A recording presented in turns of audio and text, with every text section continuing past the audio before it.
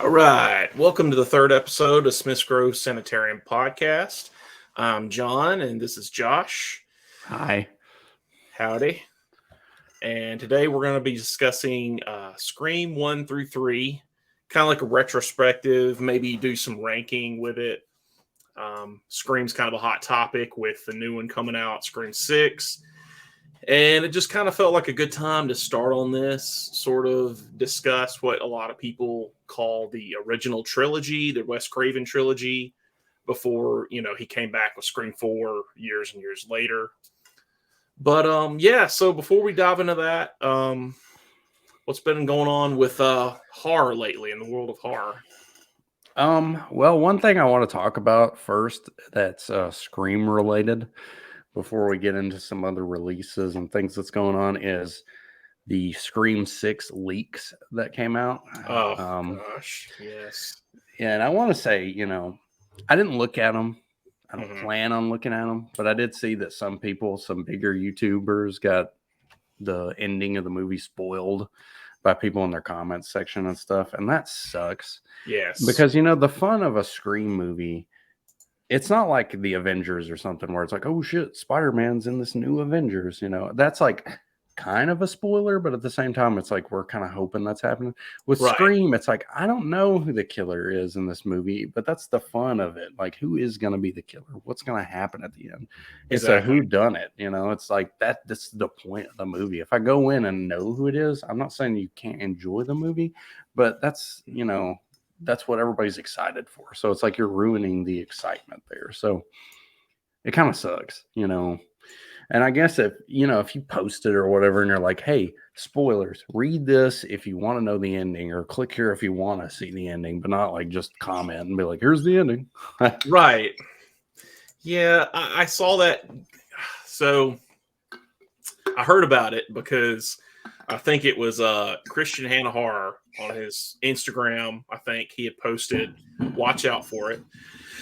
And sure enough, I I use TikTok sometimes. I'm sort of ashamed to admit that, but my wife's a big TikToker, so she just watches them. She'll just send me a lot, and I'll just kind of scroll through if she sends me one. And sure enough, I saw the video. It popped up on my thing without me even looking for it. So, oh man, so you saw it. yeah, Oh, I saw exactly shit. what they're talking about. But I mean, I will say, the way that I look at these things is like it pissed me off because it was like she sends me stuff, and a lot of times you'll get things you might like, and that's how it came up. I was like scrolling, and I was like, oh god, I knew exactly what it was when it happened. But I will say these kind of things happen, and I do think, and especially now, probably ever since the Star Wars movies came back, like the new ones, Force Awakens and all, I think that they film a lot of things that are fake. So I don't know if what people are seeing is real. It might be fake because I think they deliberately do these things where they try to mess with people. Well, it could be real. I don't know. Saying let's assume it's real. Without, obviously without saying anything, did it make you more excited for it or less excited? Nah, I don't want to give anything away, but it was just kind of like I felt kind of bummed that I saw it because just like you said, it's like the whole thing is about who's the killer, and when you see that, you're just like, okay, like it's not, but it might still be a great movie. I mean, it's just like you said, the mystery is that, and it's really silly that TikTok is really bad about that. I mean, Twitter especially, because now what's happening is people are just throwing shit out there without even telling you they're going to. And Twitter's really, I noticed Twitter, most people on Twitter were really huge on like, don't spoil it. And there was like a big don't spoil it movement, which was good after it came out. So I was happy about that. But yeah, I'm hoping I just don't see it. I don't want to see it. With those Halloween movies, I did read some stuff before the movie came out, but I had to go search for that. Nobody was like posting it. And it was just some small stuff. It wasn't like, with the Scream movie, there's nothing in a Halloween movie that's going to be as crazy as this, the ending to a Scream movie. It's like if you revealed like how the ending of Saw was or something like that. Like that's the whole movie, Yeah. Yeah, I'm trying to think of the first time that happened to me with those type of things. I remember back in the day, I do remember someone leaking the whole thing for Rob Zombie's Halloween back in the day Uh-huh. because that was the script was out way early, so people were like Hmm. throwing that out there and like the synopsis. And that Right. was like a year before it even came out. So that would have been like 2005 or 6. I don't Yeah. know before then when that first happened, but that was the earliest thing I recall of being spoiled for something early. Well, I remember the entire Jason X leaked before it came out. Oh, did it? I didn't know Yeah, that. Wow. because it was filmed like 2 years before it came out. Damn. But I mean, that's Jason X, so I mean, that's Yeah. not like Right. anything, Spoiler, it's gonna anything suck. crazy. Yeah. Yeah. But like I will say, like with this one, with this thumbnail, I've got the killers from the first 3 movies because I think it's safe that people have seen these movies. But for the next 2 that we do, 4 and 5, I'm not going to put them on the thumbnail just because I mean, especially 5 because that just came out last year, and I mean that's a movie that came out last year. Obviously when 6 comes out, I'm not going to be like, oh, put the killer's face on the thumbnail. Right. Yeah, those I don't know. I wish these things would get locked down more, but I just think, if there's a will, there's a way with this stuff. I did want to bring up a few other things too. I saw that Martin on 4K is getting delayed until the end of March. I think it was supposed to come out early March, and they were having problems, something with the printing. So, I'm sad that they couldn't get the other footage from Martin or couldn't get the rights to use it or whatever. So I feel like it's almost like at some point, is that going to come out?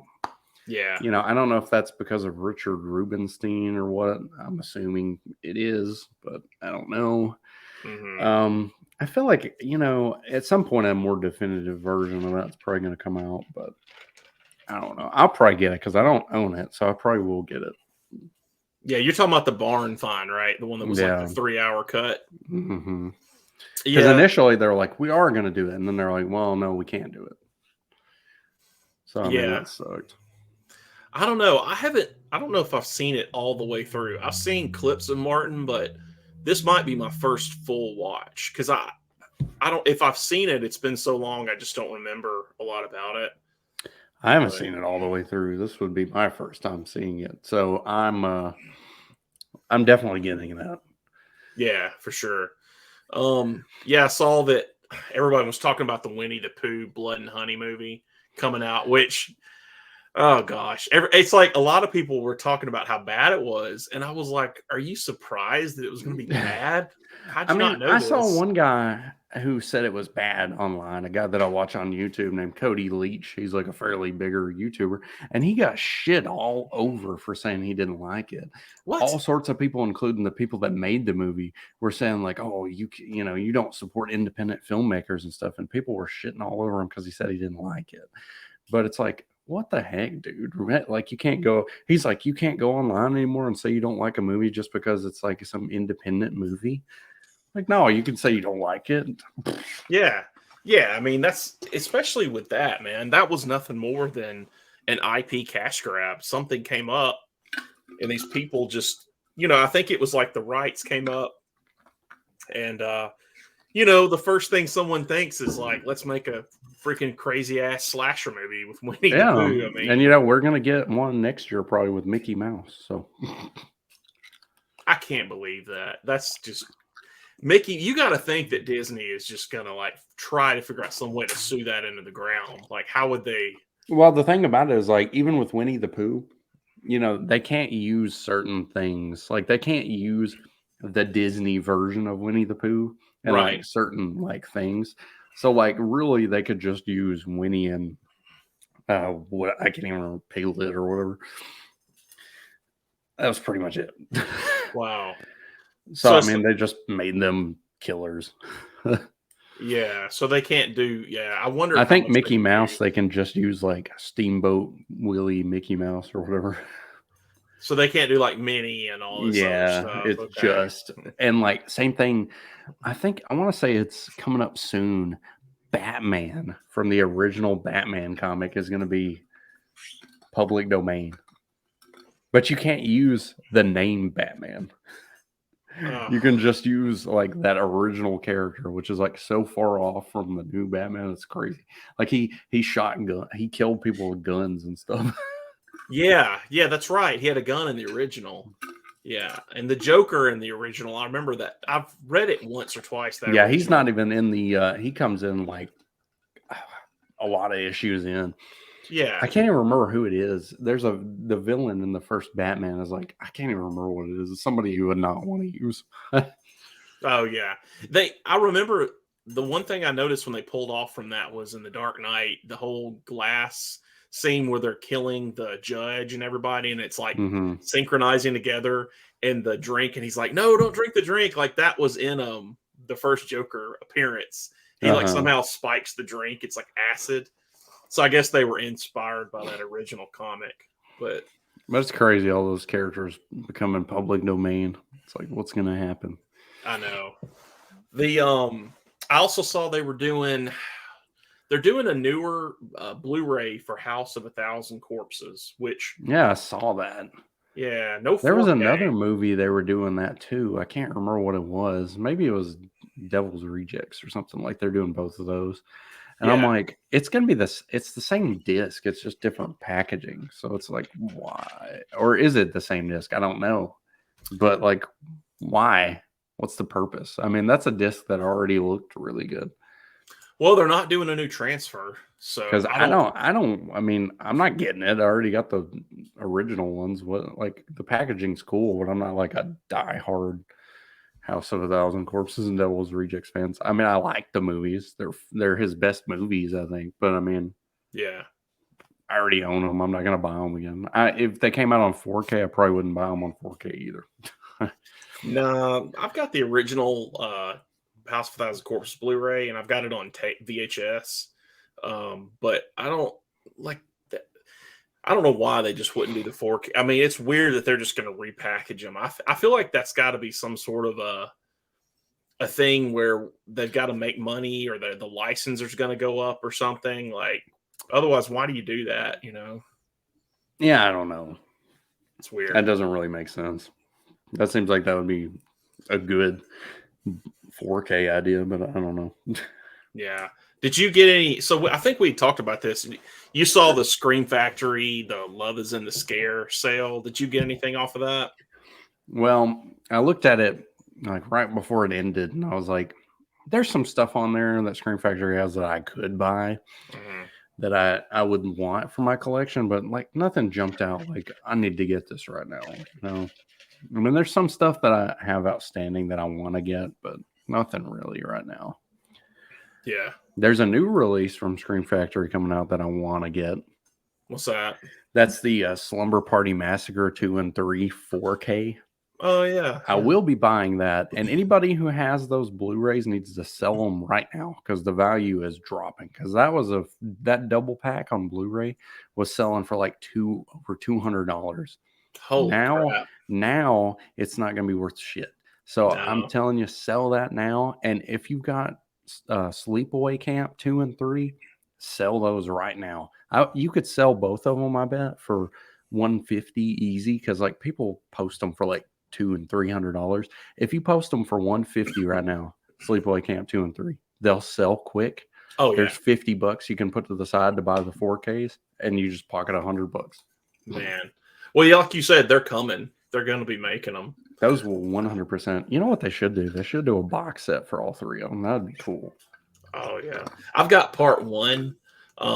So I know 88 Films has the UK region B label. They have a cheap version of 2 and 3 for like not bad if you want to get it, but you gotta have a region 3 player. I still don't have one, but I'm just gonna get them on 4K. Yeah, same. I didn't even really want them that much. Like whenever they came out on Blu-ray, I could have bought them when they were new, but I don't know. I mean, I got them on DVD. I just don't really. I don't know. But Slumber Party Massacre 2 and 3 actually do want those. Yeah. I don't have I've got Sleepaway Camp 1 on Blu-ray. I've got the box set, the Red Cross one, the DVD, but it's not the rare one. It's like the normal priced one. Right. That's the one that I have too, and the one that's got like the bloody print on it or whatever. Yeah. It says first aid kit. Yeah, but yeah. it's not the one that's actually got the red cross on it. No. Yeah, that's that. And I wasn't even aware of how rare that was because I got that at McKay's, and a friend of mine was like, "Hey, which one do you have?" And I was like, "Huh? I didn't know." And then I guess there Um, was a rare version of that one. So yeah, that's crazy. yeah, Slumber Party Massacre. I don't think I have any of those. So I would probably that would be cool to get those. I Part have the one is first good. one, but 2 and 3 are the best ones, anyways. Yeah. Especially 2. So I want those. Now is that the one with the rock star part two where he's like the Yeah. greaser? Yeah. Okay. hmm I remember that one. Yeah. Yeah, that's interesting.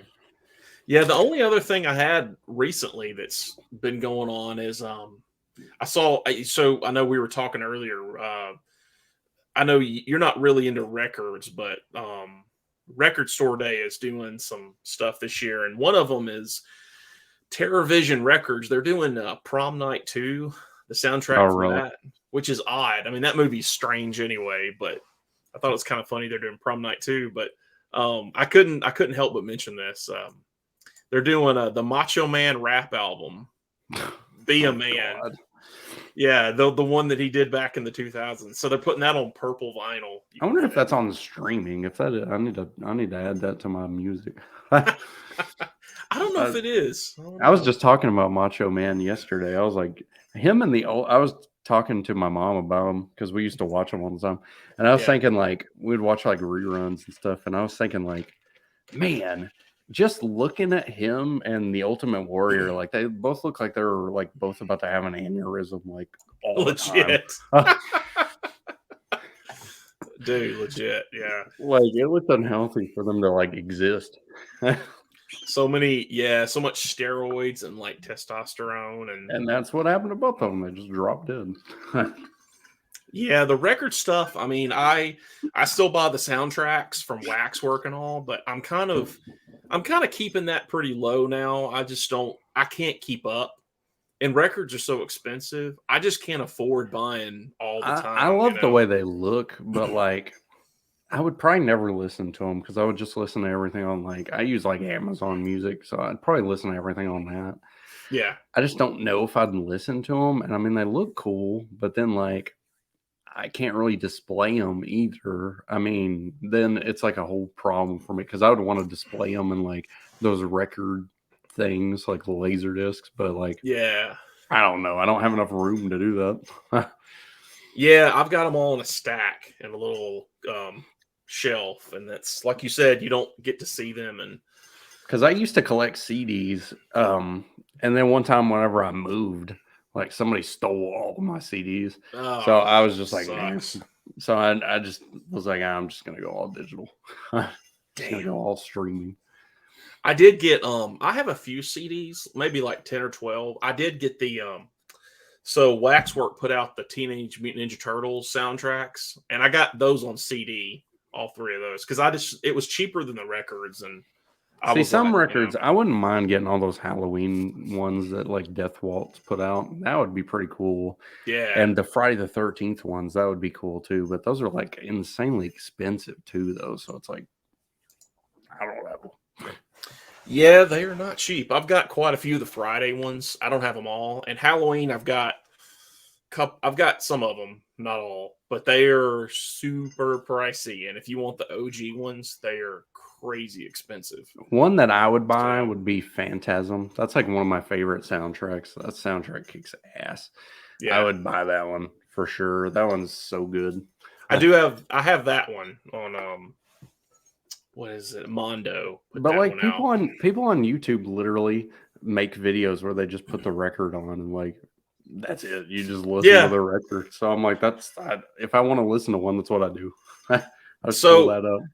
yeah, I had thought about it's funny you said that. Like I listened to a lot of that and I subscribed to some of those and I had considered doing that before because it seemed like it would be kind of funny. But the problem is you have to do it, you've got to record super tight on the needle. So you have to like get a good camera, zoom in, and then you have to feed to get the true source, you have to feed the signal from the turntable to your Uh-huh. computer.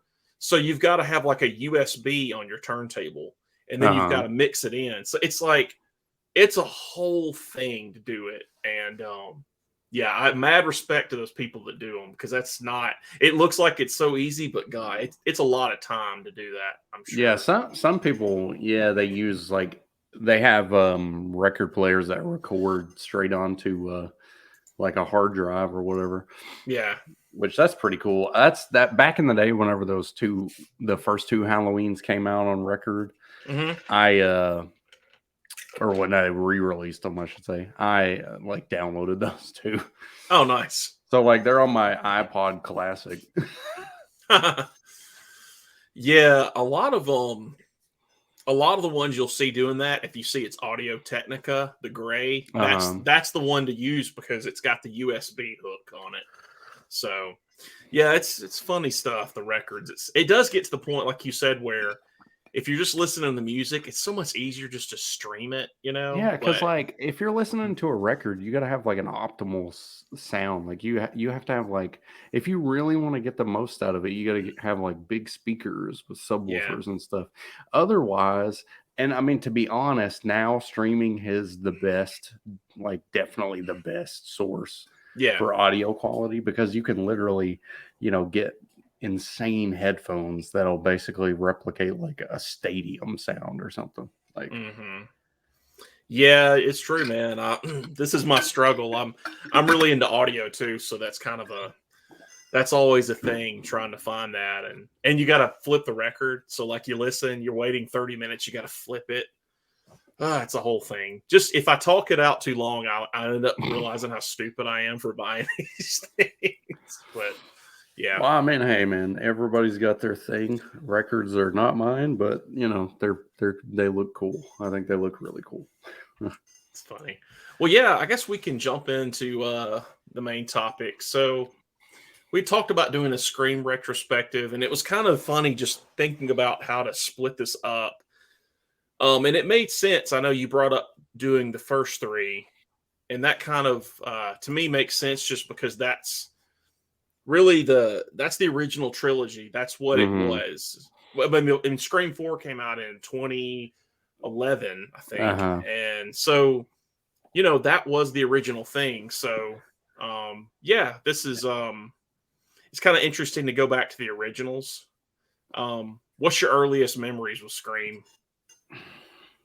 To be honest, I just remember a lot of like I really remember Dimension Video a lot. Like that's always in my brain. So like those are some posters I'm always looking for, like Dimension Video posters. Because like I Yeah. remember seeing those. So like I remember all the time seeing Scream and this Scream 2 trailer and like Scream 3. I remember those so much. So but my first memory with those probably renting Scream from the video store, Yeah. and just watching it. And I mean, I was a huge, always been a huge Halloween fan. So to see so much stuff from Halloween and borrowed from Halloween, Mhm. it was just, I don't know. I mean, it's such a good movie. It's hard to really say. I mean, there's so many good things about the movie, but that's probably my first memory with it, is just renting it from the video store. Yeah. Yeah. That's prime. That was like prime. That was like mid 90s prime rental. Definitely. For me, it was, I remember going to see it with my sister, and I didn't know much about it. I was just getting into slasher horror movies, and it was kind of interesting going to see that movie just because I didn't know what to expect. I knew, Halloween and some of that, but just seeing how at that point in time that was becoming popular again, and that was kind of bringing the newer audience back into what those movies were, because like people who were born in the 80s or the 90s, when you see something like Scream, you're sort of learning about what slashers used to be, when they're talking about it. And I just remember going to see that, and we were scared shitless after seeing that movie. I was like 12 years old. She was like 22, and we didn't even want to go home. We stayed at my grandma's house because we lived in the middle of the woods, and she was scared. Our house was like isolated, so it seemed like one of those houses that would happen in Scream. in the original. So I just remember being terrified, and it was just like such an impact on me. And then I went to see all of them in theater after that. But yeah, it was just, I think for me, it's just, it represents like that point of being kind of a preteen and learning about horror and things like that and really getting into the genre. So, Right. So I'm a little younger than you, so I didn't get to.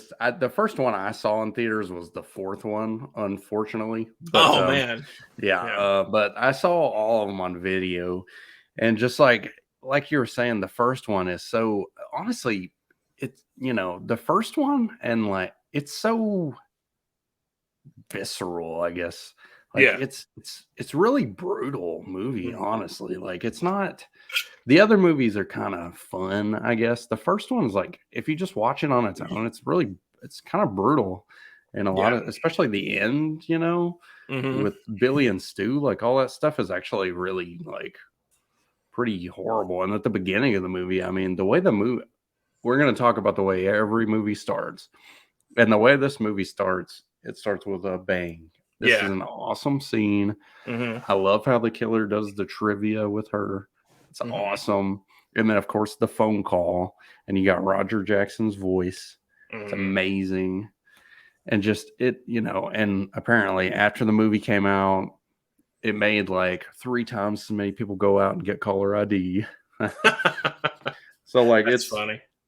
it was just it's huge opening. It's amazing. It's got that psycho opening. Yeah. Where you've got the character that you expect to be the main lead, big actress like Drew Barrymore, and then she just gets killed at the start. It's like, what?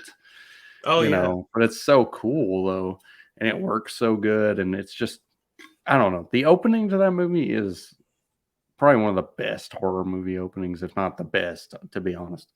Oh, it has to be. I mean, it's classic. I mean, even having someone like Drew Barrymore in that was like such a big deal too, because just people didn't realize or remember at that time how big of a star she was. I mean, being an ET and being just like in the '80s and like being a huge child actress, and I know that was such a big piece of momentum for them, and I think with that first movie, it kind of annoys me with Scream because a lot of people look at Scream in general now and they kind of laugh about it, or they kind of just think, oh, Scream, scary movie. But like that was, before all that parody and stuff, that was really revolutionary. I mean, people don't give enough credit for that first movie. I mean, that's what Scream 1 is what brought slasher movies back. That is what brought it all back. If it wasn't for that movie, that shit was dead in the water. It was not coming back.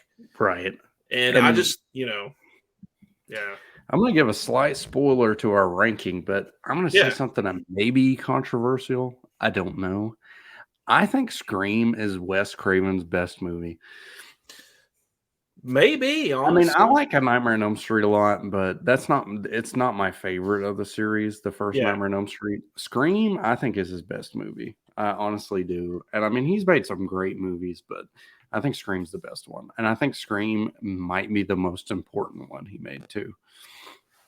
Yeah, I mean, looking at his filmography, I have a lot of movies that he's made that I like. A lot of them that I like, not a lot of them that I love. Like, I like the first Nightmare on Elm Street. I like Last House on the Left. I like Hills Have Eyes. Those are all good movies.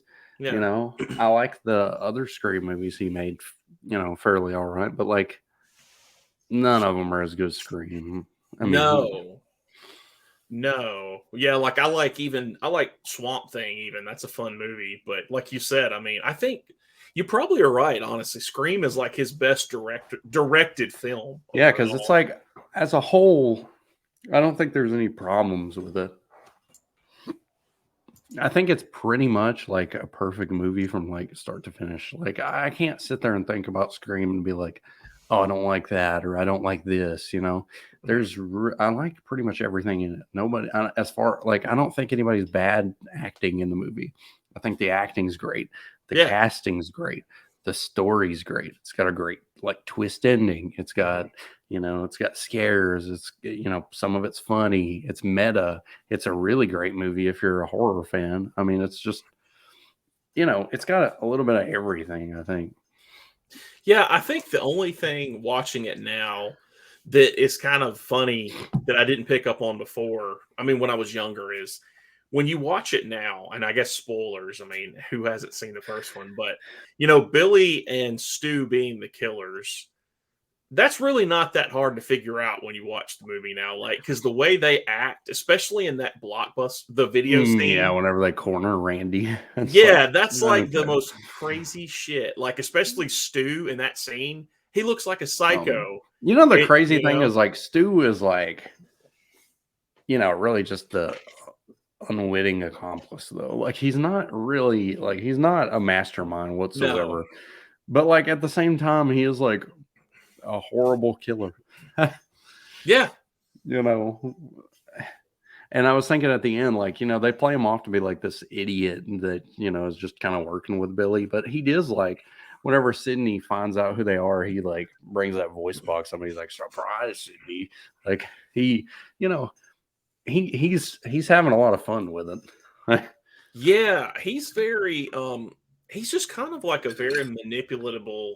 He's very easily manipulated. He's kind of like a I don't know. He's the most interesting one of the two, really, because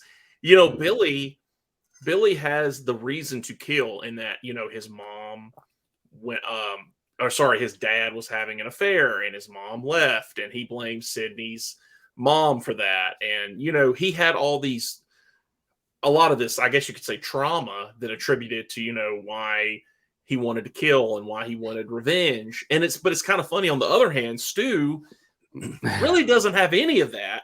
He's just kind of like, oh, you want to kill these people? Yeah, man, I'm your best bud. Let's do it. Yeah, Billy, they kill, before, like a year before the movie, they kill Sydney's mom. Yeah. Mm-hmm. And then they go after Sydney and all her friends. Like, why did Billy do that? I don't know. I guess he killed her, and then he was like, well, you know what? I guess I need to kill all these people too. Right. It wasn't enough. Yeah, I need to kill her too. I don't feel good about this.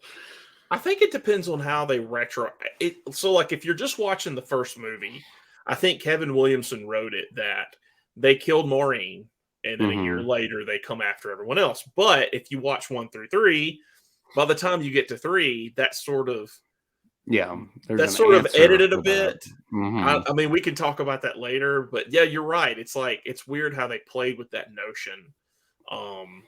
But yeah, I mean, Billy is especially, he's definitely one of the best like slasher villains ever, just because he's so vicious. He's just like ruthless, like in his dedication and his ability to manipulate people.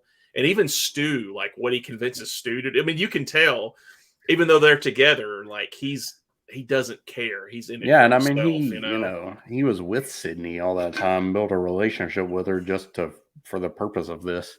Yeah. And I think that's what I really loved about this movie, was it reintroduced the whole thing with slashers, where you get that great ending with the killers where they actually get to like chew the scenery and do dialogues. I mean, some movies just miss that. Like some movies, they don't give you that real payoff of like the killer. Like I was watching Valentine recently, the Valentine's Day movie, and that's the one thing about that movie I didn't like, was at the end you don't get the killer really being the killer. He's not like, hey, it's just like a Scooby-Doo reveal. It's like, well, there he is. Right, exactly. And I really love that Scream does that. I've seen that one. Yeah, it doesn't. It's okay, but I really do like that Scream has done that and kept that tradition up of the killers.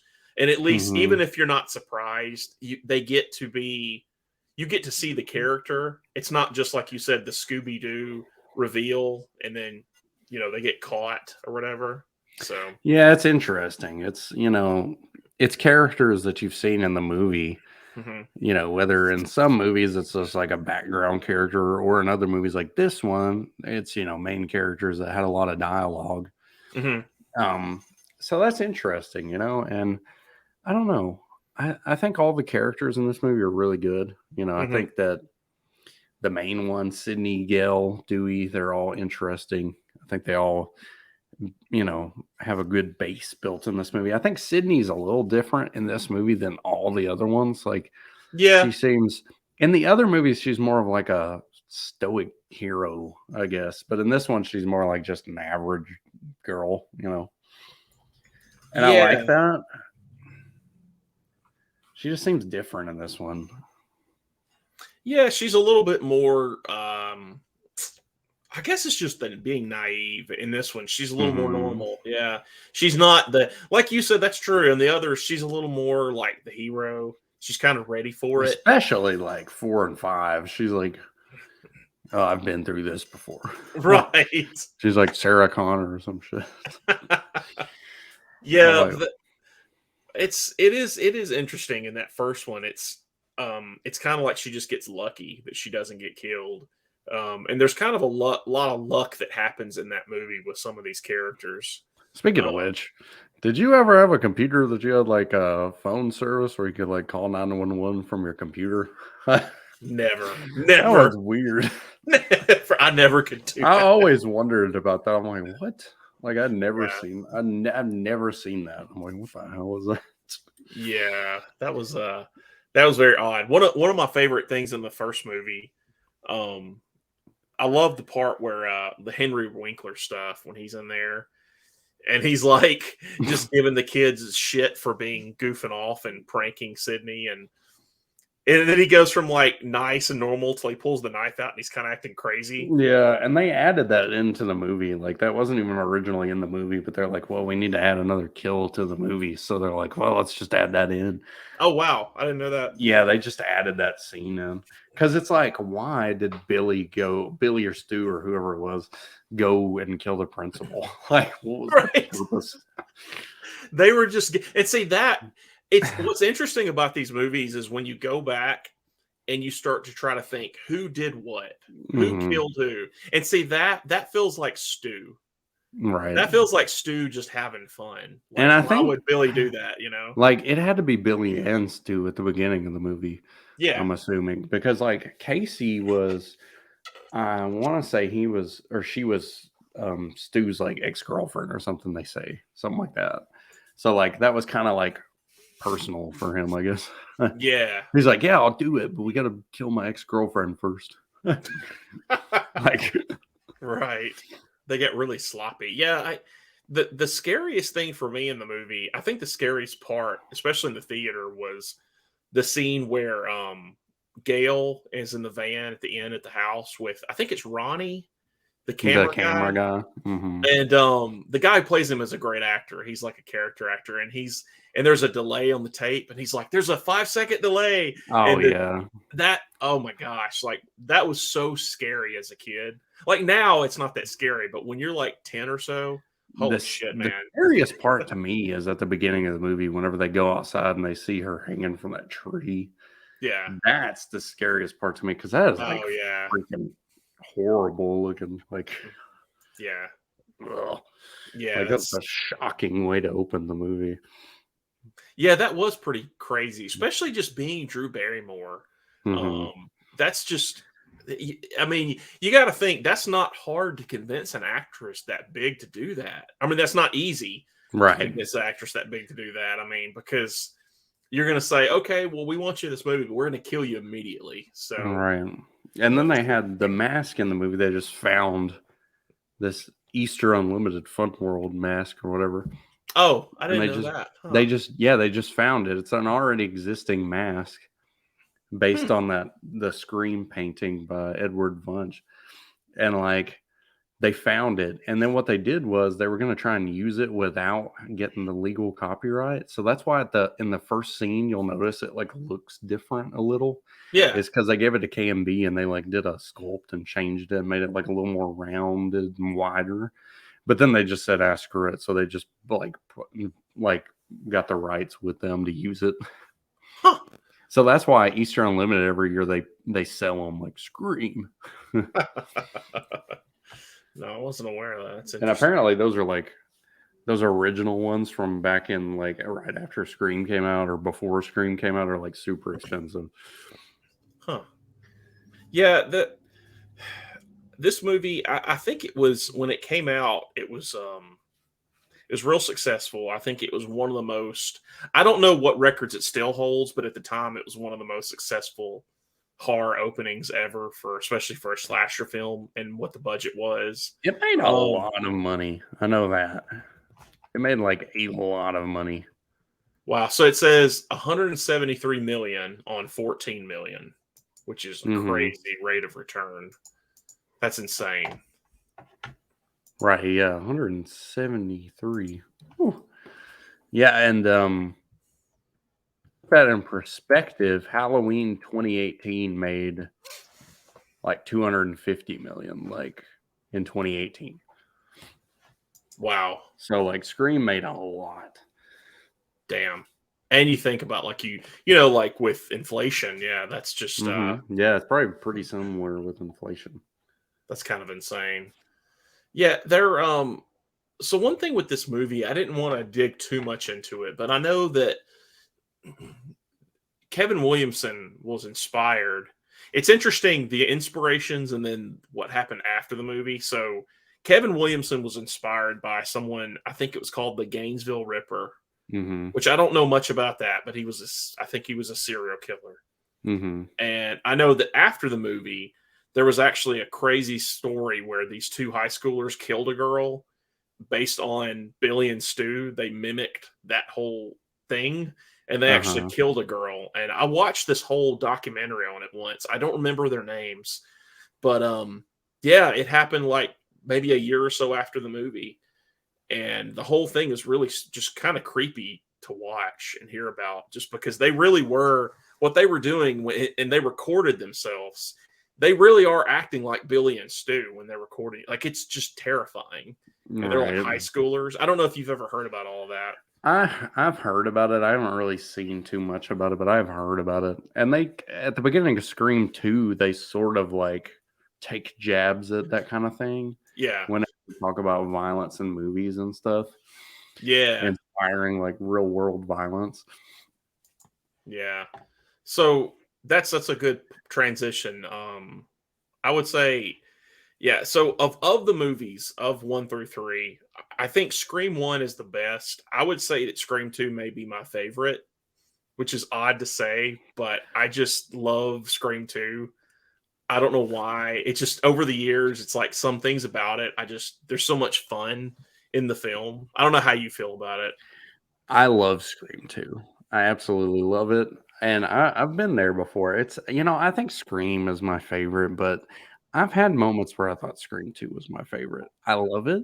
Yeah. Um, again, we're going to talk about the killers from all three of these movies. Hmm. So, spoilers if you haven't seen it. Right.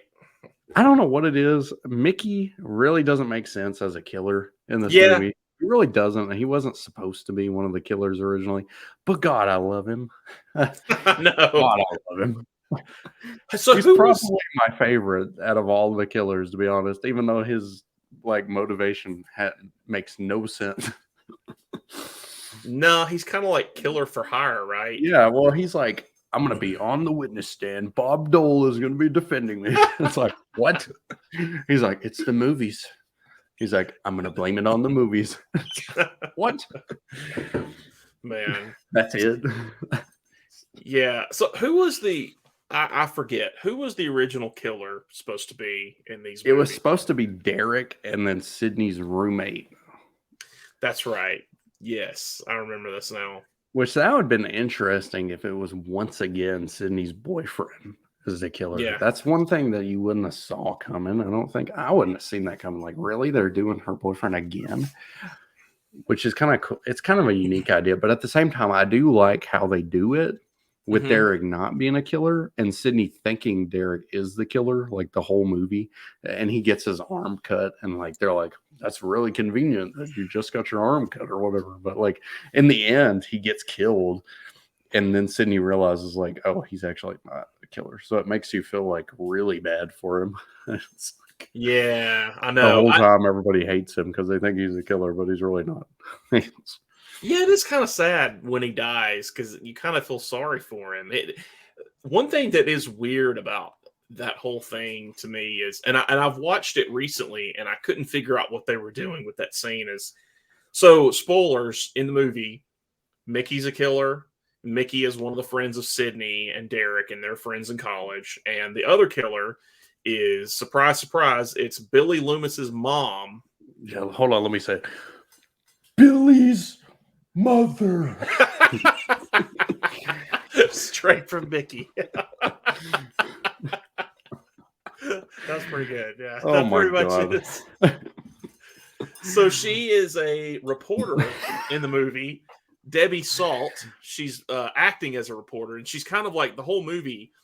You see her, and she's bugging Gail Weathers. And when I first watched it, I didn't pick up on that because all that I thought when I saw her in the movie is I was like, why is the girl from Roseanne here? Yeah, exactly. Why is she in this? And of course, she comes back for revenge because Billy's been killed by Sydney. And but the weird thing about this movie one scene that I don't understand is in the movie, there's a point where they're at a like a frat house party.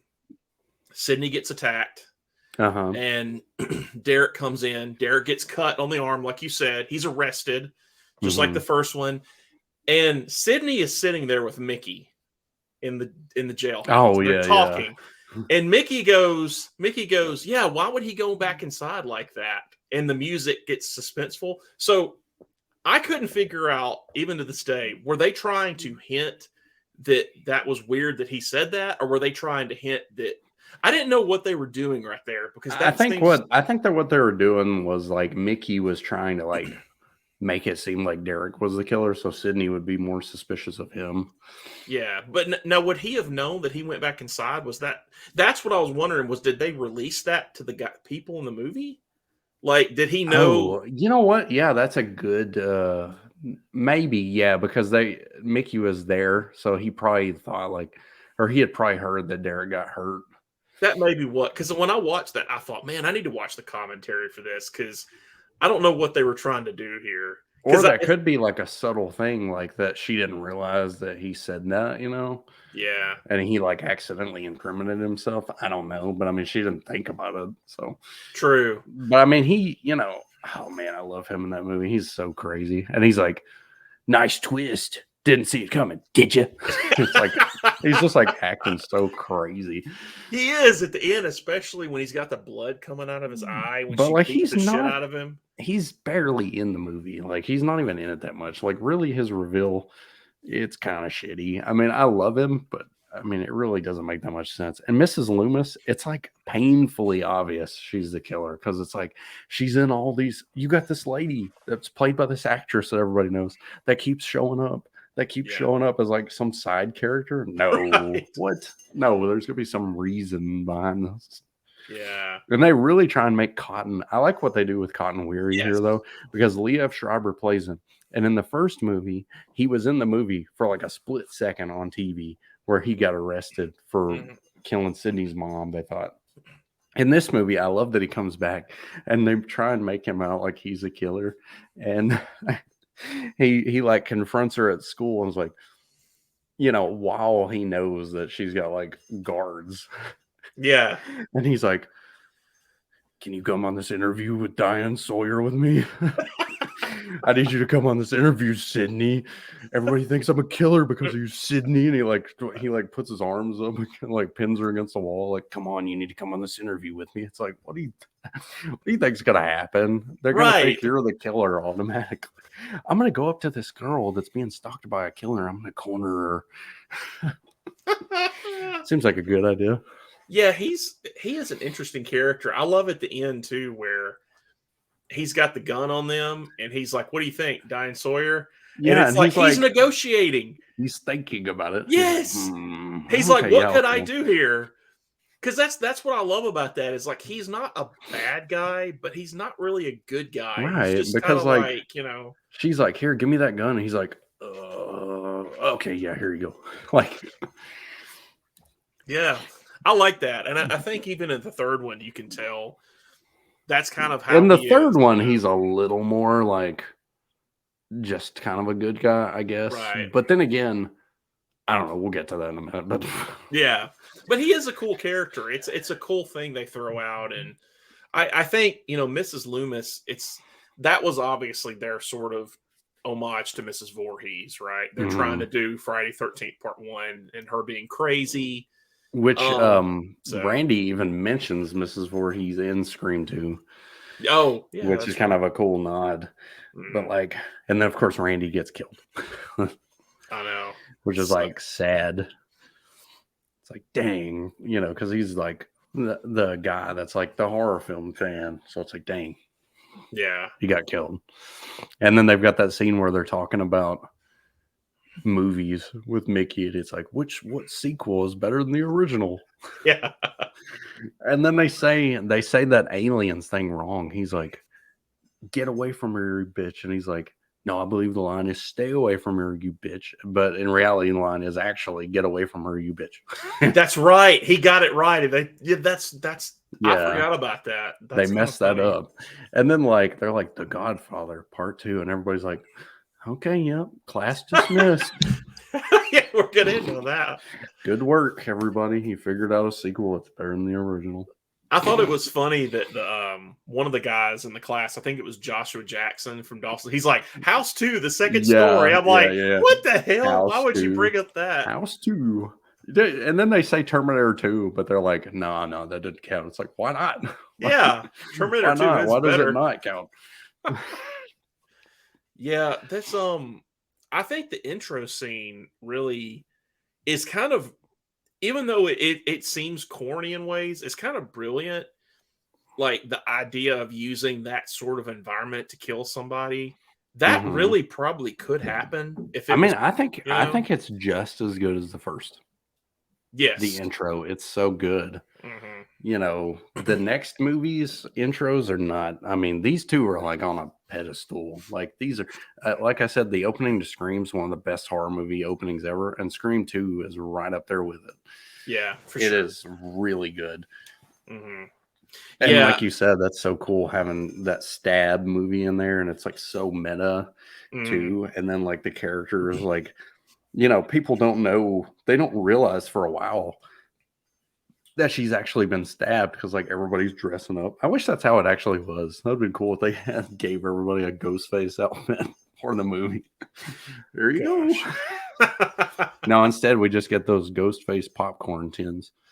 Oh gosh, those things are going for like $100 now on eBay. Yeah, it is interesting. Like, what's scary about that in a way too is if they ever did that, like that, there's so many people in this world who are crazy. I feel like we're at the point with the planet Earth to where it wouldn't surprise me if someone didn't try to do Scream for real. Like that wouldn't surprise me either. Like I was telling somebody recently, like every time I go to like a concert or something like that, there's a little nibbling thought in the back of my head. What if somebody shoots us? Oh God! And I should not have to think that. No, it's terrifying. Yeah, I listened to the one thing about that opening scene too is when you listen when the boyfriend Jada Pinkett Smith's boyfriend, I forget his name. He goes to the bathroom and he hears the stall and he listens and he puts his ear up on it. If you turn that up, you can hear them like talking.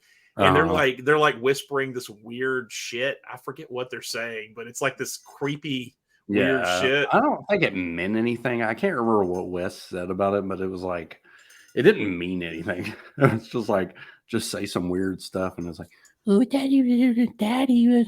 It's like what? See, and that feels like Mickey, that kill. Like that definitely feels like Mickey, just because the obviously the body size and. And then it's probably definitely Mickey whenever they're in the. I think one of the better scenes in the movie too is the scene where they're in the car. And then they gotta. That's definitely Mickey whenever they gotta steal the. Or they're in the car and then Ghostface takes the car and then like the two detectives, then they're like locked in the back. That's a good scene too. Yeah, but that's classic, man. That whole that whole thing is so suspenseful, and the way they execute that. They don't do that a lot in horror movies anymore. Something where they kind of draw it out like that. That's not Mm-hmm. done very well Yeah, and there's anymore. no like big jump scare at the end either. It's just like, it just plays out. It's a good scene. Yeah. And then another thing I wanted to talk about is the something I really like in the movie is people don't like this. Whenever Derek gets on the table and starts singing, I Yes. love that scene. Yes.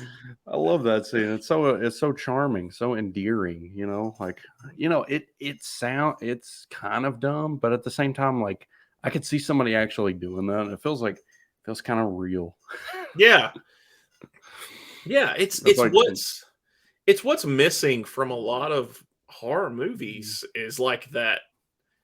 There is this thing now where with a lot of horror movies, they're just so straightforward, brutal, or serious, or like, especially these A24 movies, like they're good, but they're just so like they don't have that fun in them. yeah, the characters are all like depressed.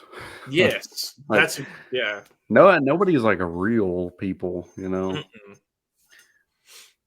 So I mean, yeah, that's good. And then of course, Sarah Michelle Gellar is in this movie. This is like peak Sarah Michelle Gellar, Oh yeah, and then she definitely. gets murdered.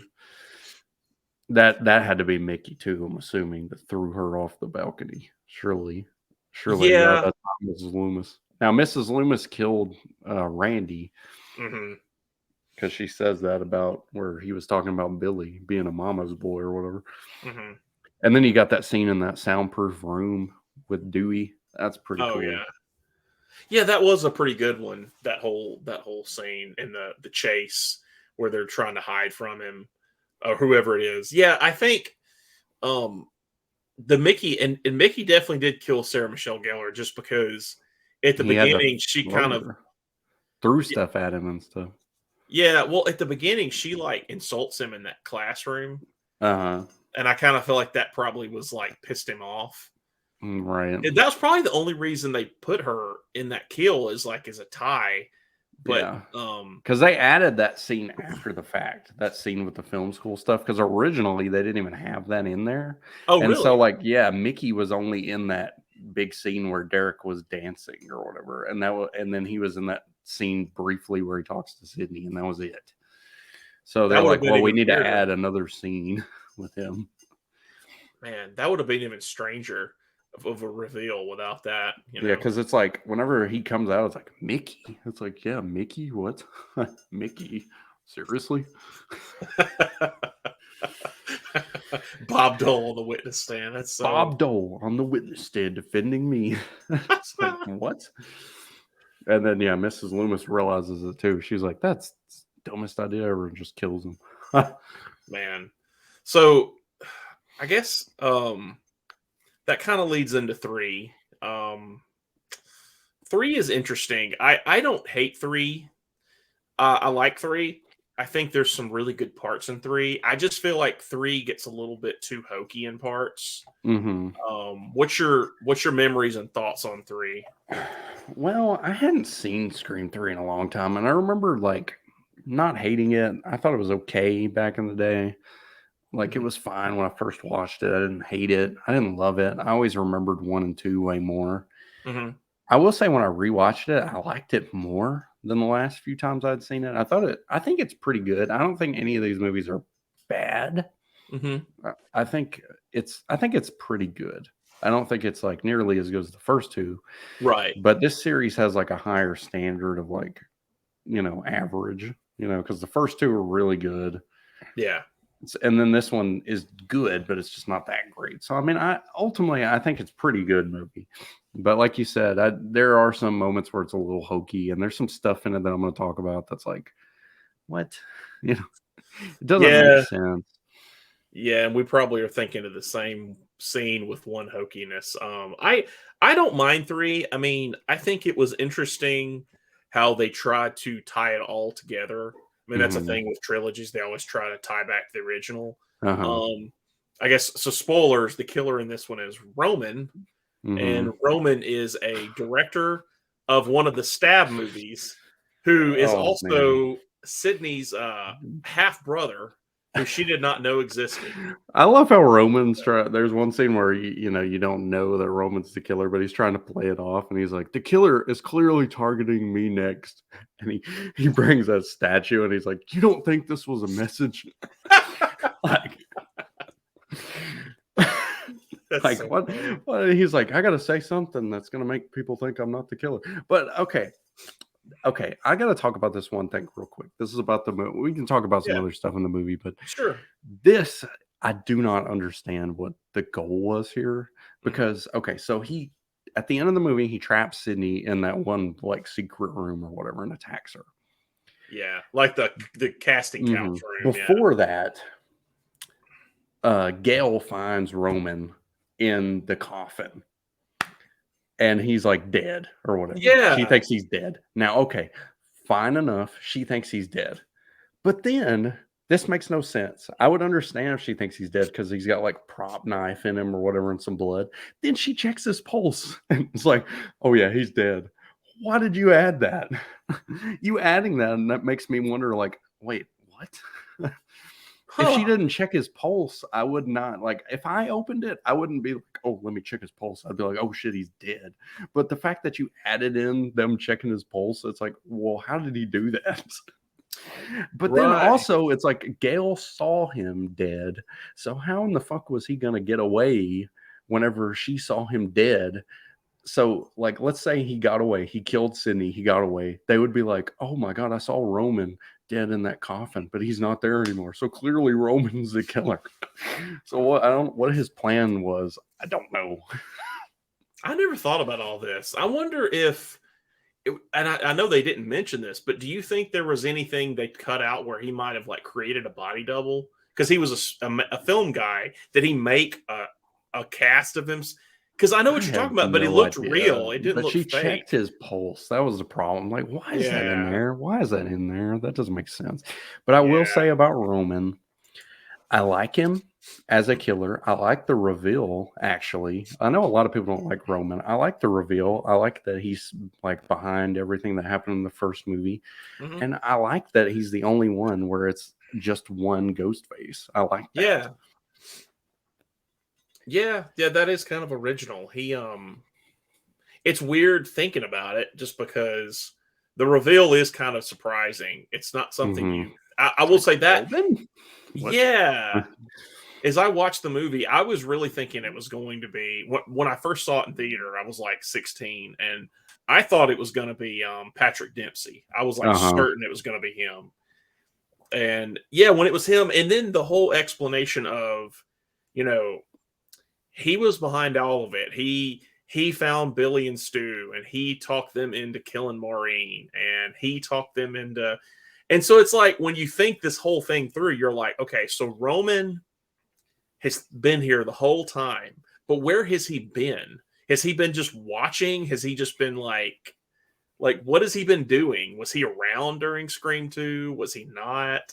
That's the kind of stuff I couldn't figure out when he was Yeah, like explaining Scream 2, this. what did he think about that? He was like, well, I did this with Billy, and it's like, oh wow, Billy's mother just happened to go crazy and do the same thing. Wow. Yeah. Yeah, What are the odds? and then you start playing this game of, I mean, if you're going through that logic, like, was Roman around? Did Roman kill somebody in these movies in part 1 or 2?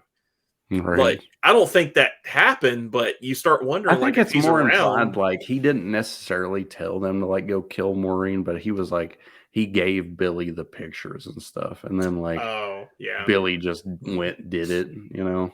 Yeah, that's true. And then I don't think he had anything to do with number 2. And I think I can't remember what he says in the movie. I think it's something along the lines of like he wanted to take Sydney out of the spotlight or something like that. He wanted to, you know, he was gonna deal with Sydney himself. Yeah. Yeah, he, it is kind of, I mean, it's kind of believable that he would be mad because he was the bastard son of Maureen after the casting couch and all that. And it's funny how relevant that movie is now Mm-hmm. with like Harvey Weinstein and all that stuff. It's like, Exactly. And I had that you know, written down. Like it's so weird that like they were behind that, and then it's like Mm-hmm. y'all are just talking about yourselves. Yeah, and you got to wonder if I know that the main guy, so Lance Henriksen in the movie, he's kind Mm-hmm. of supposed to be like Roger Corman, right? That's what Mm-hmm. they're hinting at.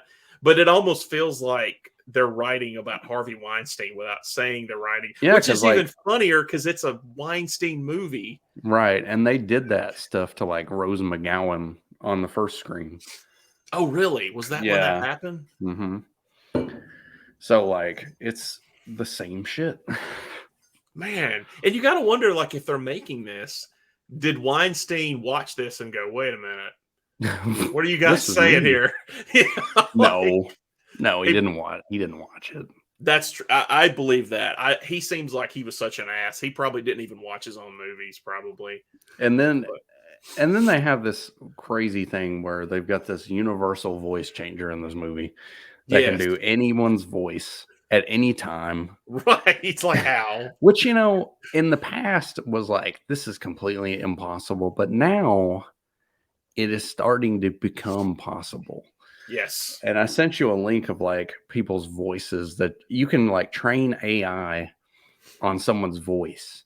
And then Hmm. you can have it generate, you can literally have it generate like a real time translator. So I could talk into a microphone and sound like Bryan Cranston from Breaking Bad, or I could sound like Rick from Rick and Morty. Like you can do that.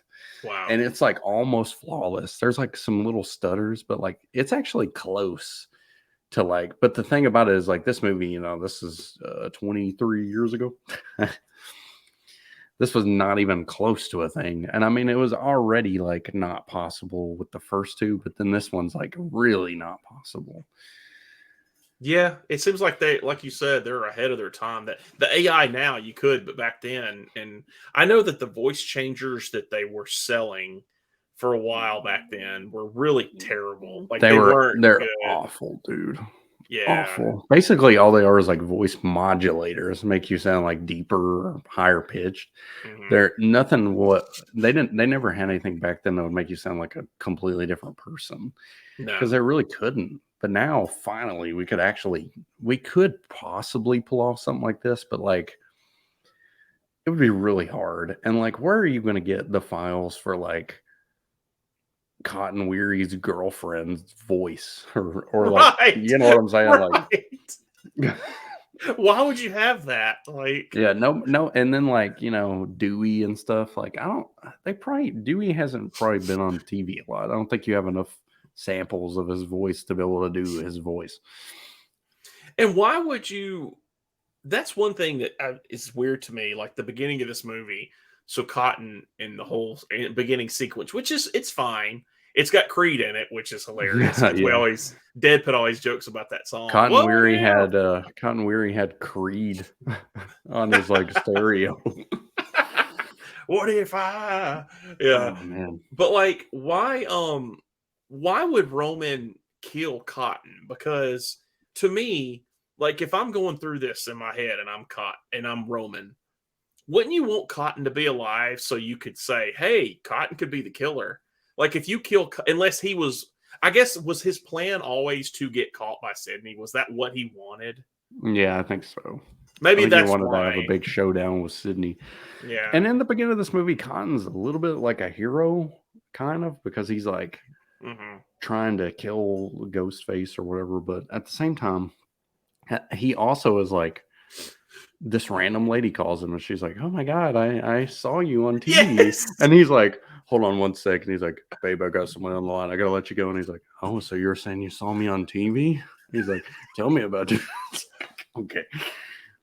Yeah, he's like balancing that sleazeball thing, It's weird. He is such an interesting character because, like you were saying, he's kind of a good guy, but then he's kind of a sleaze. It's like, what are they going for with this guy?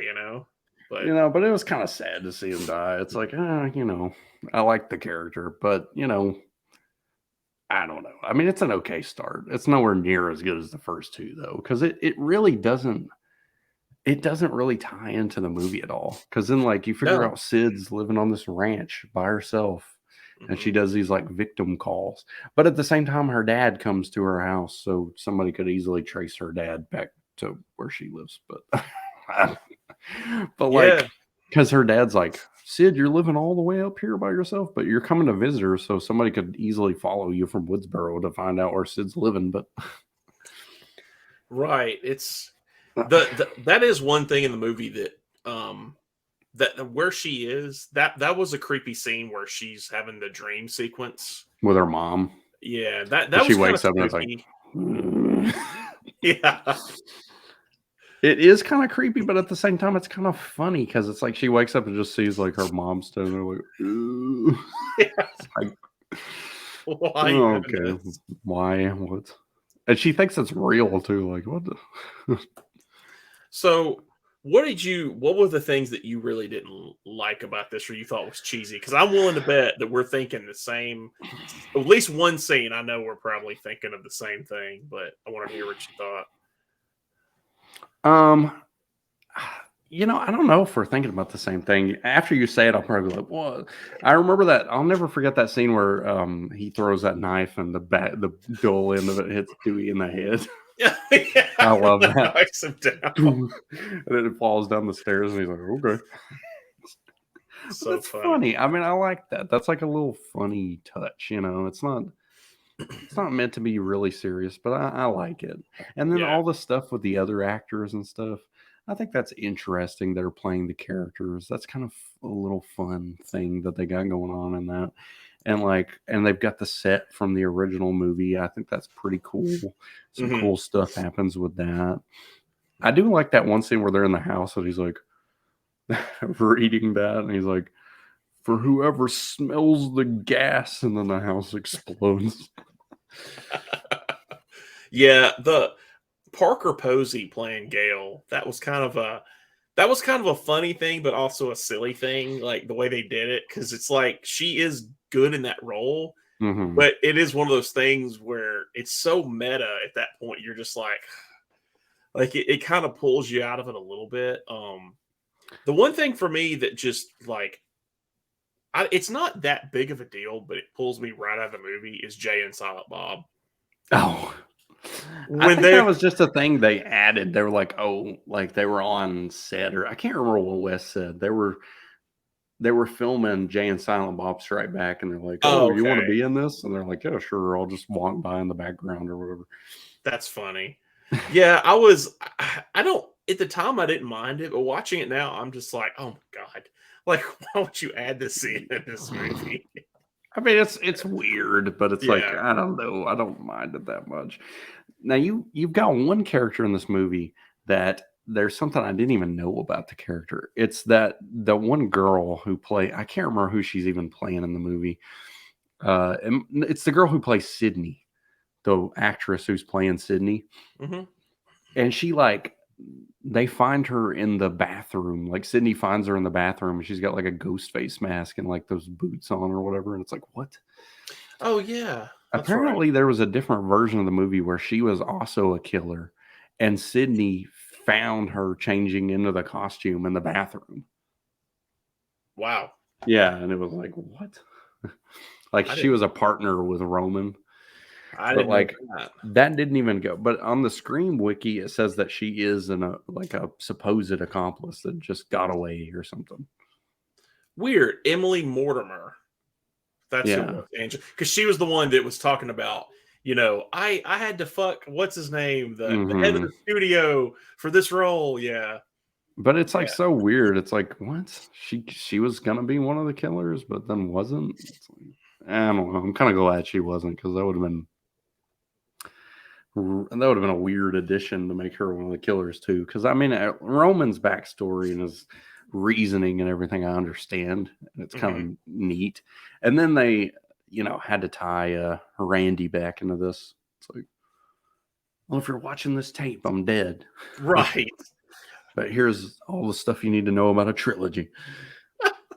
Yeah, that was kind of cool, but kind of also I don't know. I, Shoehorned. yeah, a little bit. Because it's like, okay, so Randy's thinking, he's like, you know what?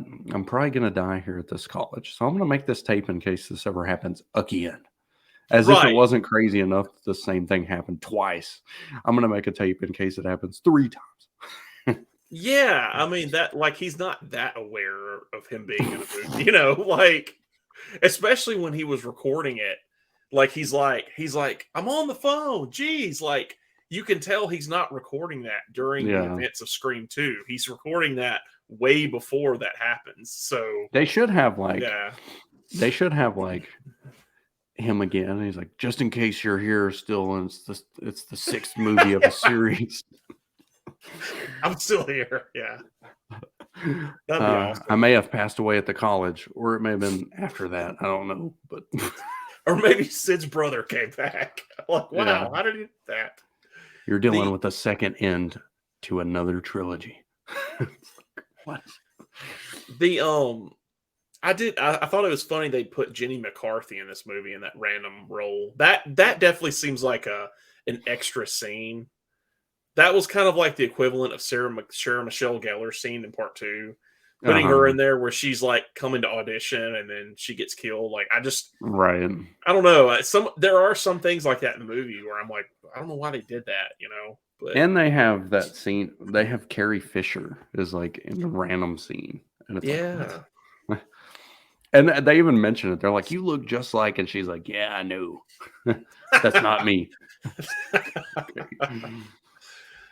Yeah, I think overall, I mean, it is a good movie. I like it. I think it has some interesting parts. The Roman reveal is interesting. Um, it is kind of silly, of course, when they kill him because it's like they just have to play on that fact of shooting them in the head. Yeah, and at the same time, look, if you're wearing a bulletproof vest, you would. It only works for like a couple bullets. After you start taking that many bullets, like the fabric that it's made out of is coming apart. It would Yeah. kill you. And not to mention, every single time you get hit, it softens the blow and the bullet doesn't penetrate it, but it still will break your ribs. So Yeah. there is no way he would be running at them like that and then just keep shooting him in the chest. He would shoot him once and he would fall over. Like he would have broken his entire chest would be like destroyed. Oh yeah, man. There's no way that would have been. I mean, that doesn't make sense. Like with Sydney, she gets shot once, so that makes sense. But with Roman, it's like, okay, come on, you can't get shot that many times and be okay. No. And then you got Patrick Dempsey's character in the movie, which he's a pretty cool character. I like his character, and it makes you think at some points, is he the killer? Is he not the killer? Mhm. And in Scream 5, you figure out that's who Sydney's married to, is that guy. Yeah. Yeah, he kind of gets manhandled in 3. And yeah, he gets beat up. Like you were talking about earlier with Sid, she's really like this one. She's just full on like tough as hell in this movie. Like she's just kicking ass and like hiding behind Roman. I mean, like they really made her into like a hero. Like she was already there in 2, but in this one, like she's already full fledged like. Tough. And I love at the end of the movie too. It's like kind of tying into the end of the trilogy. She like the door creaks open and she's like, "Nah, it's fine. Right. I won't close it." Look, you're letting all the air out. Close the damn door, Sydney. Yeah, I when that happened in the theater, I thought for sure they were going to do something with that, but I don't know. I mean, I do like it. It's an interesting way to end the trilogy. I think Wes at the time probably. I think that was just him exhausting. I mean, I know Kevin Williamson wrote it, but I think that was their just way of like saying, well, this is a way to end it. Put the final chapter in the book. I don't know if they intended to ever come back after this, but I don't think so. Yeah.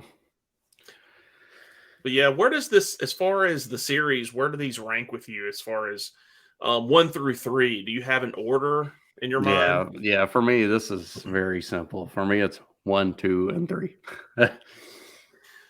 Yeah, I don't know. I'd have to say, like personally, it would probably be 2, 1, and 3. But I think as far as just a movie being a great film, it's 1, 2, and 3. And I do love number 2. I think it's really good. If I had to give them rankings, like a ratings, I would give the first one 5 out of 5. I would give the second one 4.5 out of 5. And then I would give the third one maybe like a 3.5 out of 5. Yeah, I pretty much agree with that. Yeah, the 1 and 2 definitely. Third one, yeah, 3, 3.5, somewhere around there. Because I mean, it's a Yeah. spoiler. It's not my least favorite of the series. So No. Same, same. Yeah, I obviously, so I think eventually we want to talk about 4 and 5 and 6. So I don't know what our plans are for that. We could do 4 and 5. We might even could take a break from the Scream talk and wait till the sixth one comes out and then do 4, 5, and 6. I guess it just depends on how we want to I split them say, up. I But say we do next week. We can do a different topic, yeah, and then the week after that we can do 4 and 5, and then we can lead into whenever the new one comes out and do 6 on its own episode because we can talk how we liked it, review it, and everything, and then we can go into spoiler talk on it. definitely. Yeah, 6 might need to be its own thing because I feel like there's going to be a lot there. Because So I'm sure I'll have a lot on my mind with it. Hopefully it's good stuff, but mhm. hopefully it's not bad. And I'm gonna have to rewatch 4, so just pray for me. So because I haven't seen it since I think I watched it like twice when it came out, and I haven't seen it since then. So I think it's on Paramount Plus. 5 is, I know for God, sure. the first So, 3 are all on YouTube, like for oh, really? free. Yeah, I didn't even know that. I was just like looking out because I just typed it in because I was at the hotel, so I didn't. Uh, I couldn't watch it on Blu-ray, so I typed it in and it popped up. Watch it on YouTube, and I clicked and it was free on YouTube. Like I was like, okay. That's wow, that's weird. You would think they would get flagged for that, but No, it was like an actual like how they have YouTube movies on there or whatever, and oh, then you can okay, rent them, but it was on gotcha. there for free. Oh, so it just was okay. Interesting. That's Like cool. watch now, and it didn't even have ads or nothing. So, Hmm. so I'm like, well, that's interesting. But yeah, I guess that'll be it for this week. I love the Scream series, and it's cool to revisit these. And I know that I know that Scream gets a lot of hate. I know that a lot of times people think it's played out, and I know that it's just kind of the thing now. It's the cool thing to hate on Scream and be over it. But I really just think it's the original trilogy. I think it was great, and I think that it did so much for the genre and slasher movies. I can't help but always love it. Even with the new movies, I have to watch them. I don't always like them. I don't always think they're great, but for me, it's still something with the slasher subgenre that still is alive. So I kind of like that it keeps going. So yeah, Right, I agree. They're great movies. They're a lot of fun memories. I love the movies. I'll always love the movies. They, especially the first two. They're really special. Like I always call back to them. I always remember them. I mean, they're important movies for me. So I'll always, regardless of how many sequels they make or however good or bad they are, I'll always love the first two movies. So, oh yeah, definitely, it's classic. So yeah, I guess that's it for this week. And I'm John, and I'm and Josh. and we'll see you guys later.